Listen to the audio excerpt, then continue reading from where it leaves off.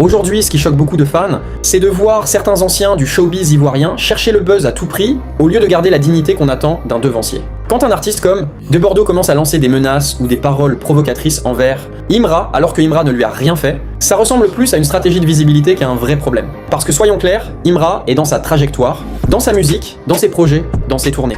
Il construit quelque chose de grand, il représente la Côte d'Ivoire à l'international. Et pendant ce temps, certains préfèrent créer des polémiques, comme si la seule façon d'exister, aujourd'hui, était de s'accrocher au nom du chété. Le problème, c'est que quand tu es un ancien, un devancier, on attend de toi de la sagesse. On attend que tu sois un exemple.